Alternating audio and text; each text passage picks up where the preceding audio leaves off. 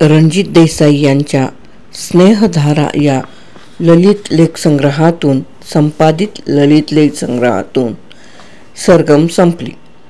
सुप्रसिद्ध संगीत दिग्दर्शक सी. रामचंद्र माझ्या जीवनात केव्हा आला हे आज मला आठवत नाही. सारे ओळखतात तसाच मीही त्याला अण्णा म्हणून ओळखत असे. आठवते ती त्याची शेवटची भेट. 1 महिना वास्तव्यानंतर आम्ही पती पत्नी लंडन सोडणार होतो. आमचं रिझर्वेशन झालं होतं. अण्णांना फोन करून आम्ही सकाळी जात आहोत असा निरोपही दिला होता. सकाळी आम्ही विमानतळावर गेलो आणि आश्चर्याचा धक्का बसला. अण्णा आणि त्याचे मित्र सुरेश जाधव विमानतळावर हजर होते.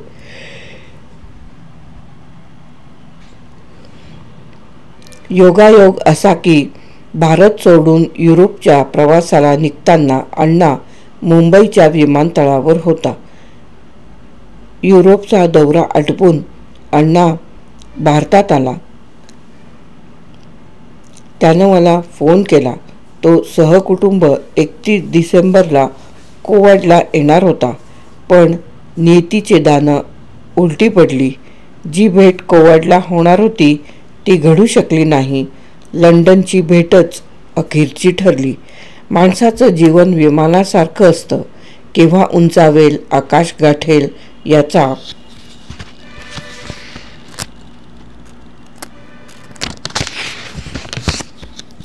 याचा भरोसा देता येत नाही. अण्णाचा आणि माझा परिचय खूप वर्षापूर्वीचा. एक राजस सौंदर्य संपन्न व्यक्तिमत्व असलेला हा लोभस माणूस जीवनात मुक्तपणे संचार करणं एवढंच त्याला माहीत होतं.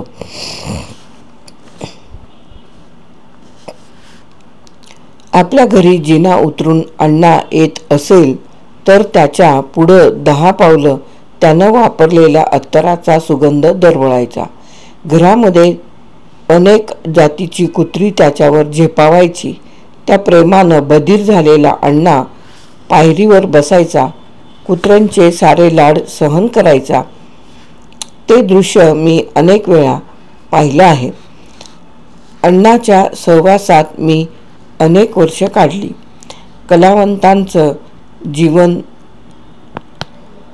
असूयेनं भरलेलं असतं हे मी पाहिलेलं आहे, अनुभवलेलं आहे. पण अण्णा याला अपवाद होता. अण्णाच्या प्रकृतीचा एक गुणविशेष असा की त्याच्या मनात कधीही कुणाविषयीही क्षुद्रता नसे. कुणाबद्दलची काही टीका चालू झाली तर तो त्यात रमत नसे. काही लोकांनी त्याला अतिशय दुखावलं. ते शल्य त्याच्या मनात सलत होतं. पण ज्या दिवशी नर्गिसनं या जगाचा निरोप घेतला त्या दिवशी अण्णानं आपल्या मनात सलणाऱ्या कटुतेचाही निरोप घेतला. आलेला दिवस आनंदानं उपभोगावा. आपलं दुःख विसरून दुसऱ्याच्या जीवनात आनंद ओतावा हा त्याचा स्वभाव बनला होता. अण्णाची आठवण समाजाला राहील ती एक थोर संगीत दिग्दर्शक म्हणून. शहनाई, अलबेला, अनारकली तील गाणी त्यांना सदैव आठवत राहतील. पण मित्र म्हणून लाभलेला अण्णा मला फार मोठा होता.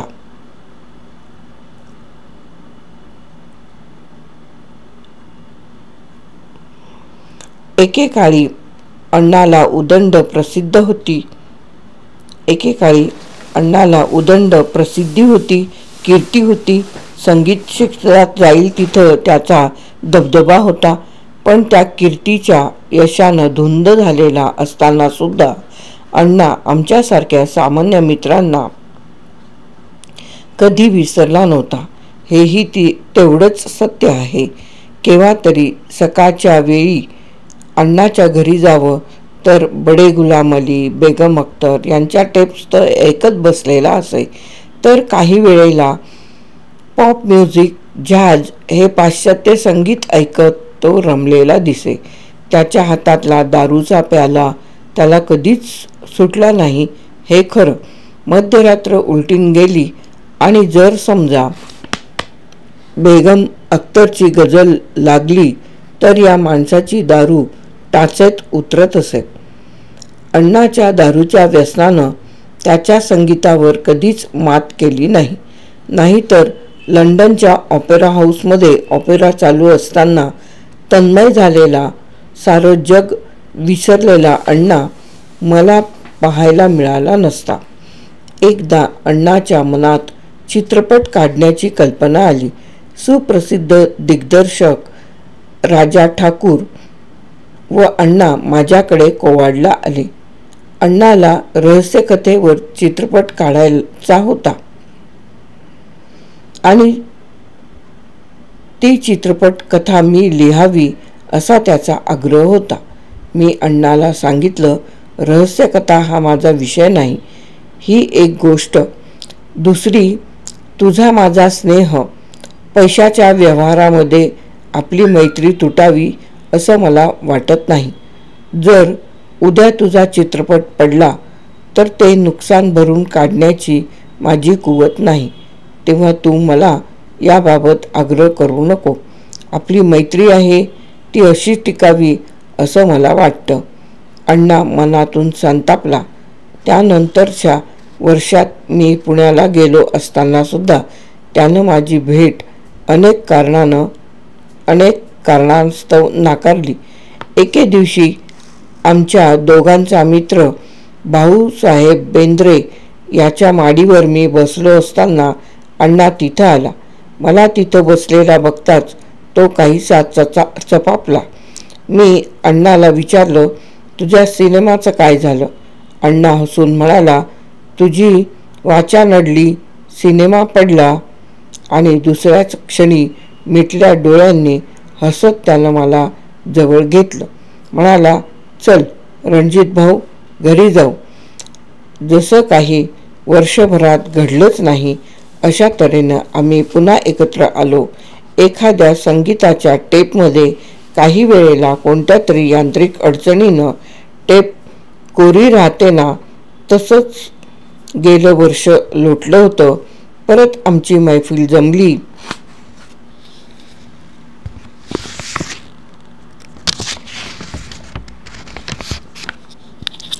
अण्णा कोवाडला यायचा, माझ्या घरी राहायचा.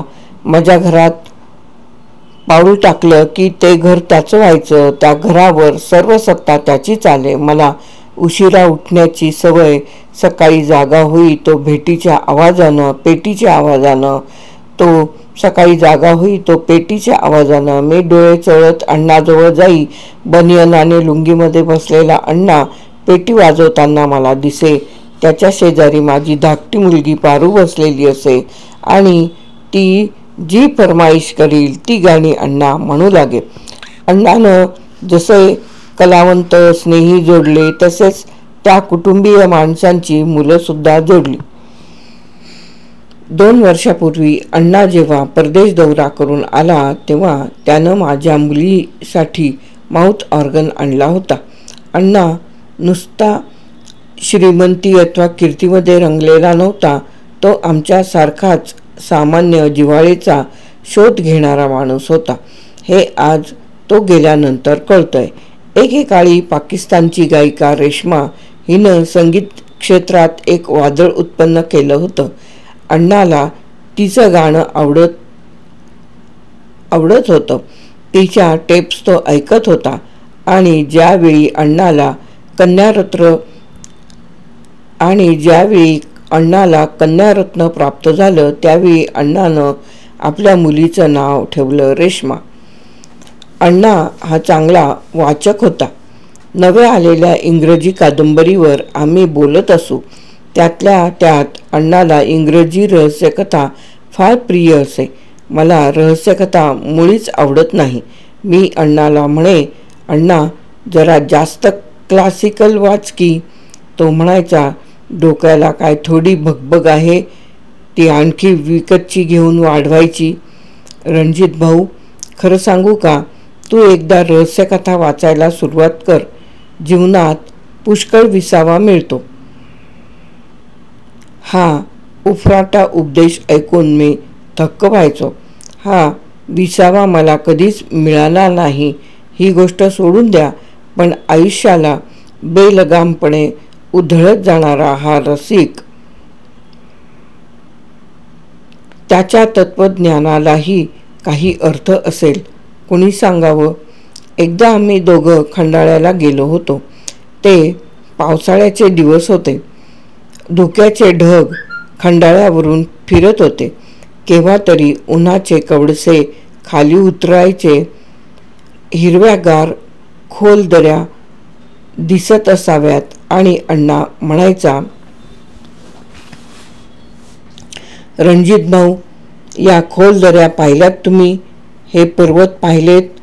कुणास माहीत, शंकराची जटाधारी मूर्ती कदाचित अशाच पर्वतावरून कुणा ऋषीमुनींना सुचली असेल.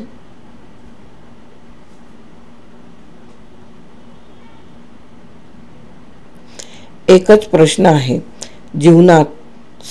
जीवनाचा अर्थ शोधायला या खोल दरीत उतरायचं की उत्तुंग पर्वताच्या शिखरावर जाऊन बसायचं? असं काहीतरी अण्णा बोलू लागला की सारं वातावरण गंभीर बनायचं.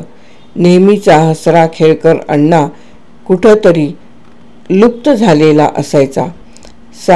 साईबाबांवर अण्णाची असीम निष्ठा होती. मला आठवतं, त्याच्या घरामध्ये साईबाबांची एक स्वतंत्र पूजास्थानाची खोली होती. तिथं धूप जळत असायचा. वर्षातून एकदा अण्णा शिर्डीला जायचा. रस्त्यावर भिक्षा मागायचा.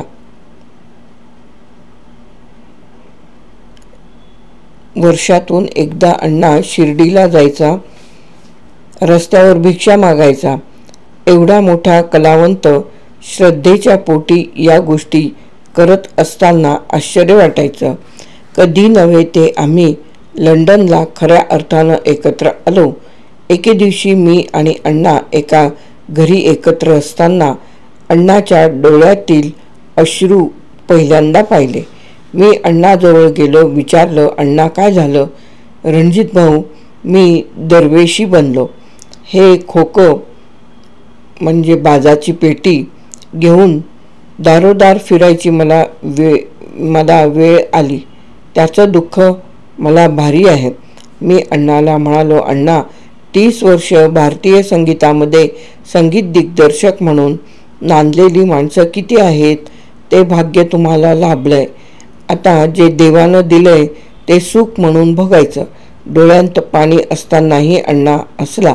म्हणाला, रणजित भाऊ, ती ताकद माझी नाही. आयुष्यभर जे उपभोगलं, जे सन्मान घेतले, त्याची सवय एवढी जडलेली आहे की आता दुर्लक्षित म्हणून जगणं मला कठीण आहे. मी कुणापुढं भीक मागणार नाही, ना लाचारी करीन, पण हे आयुष्य लवकर संपावं असं मला वाटतं. त्या दिवशी मी गुदमरलो. या माणसाची निर्वाणीची भाषा ऐकून मी अस्वस्थ झालो. दुसऱ्याच दिवशी लंडनच्या महाराष्ट्र मंडळात अण्णाचा कार्यक्रम होता. त्या कार्यक्रमाचा मी अध्यक्ष होतो. अण्णानं आपली गाजलेली सर्व गीतं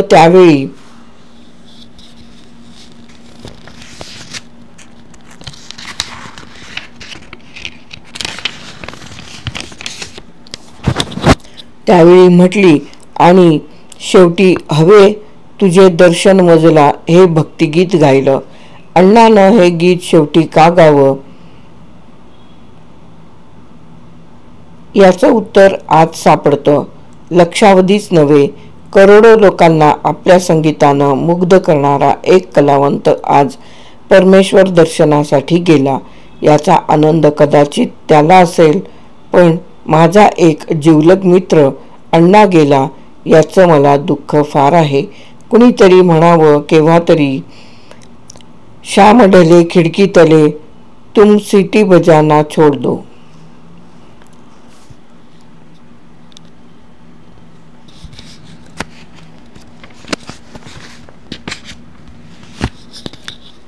रणजित देसाई यांचा सरगम संपली हा ललित लेख येथे समाप्त.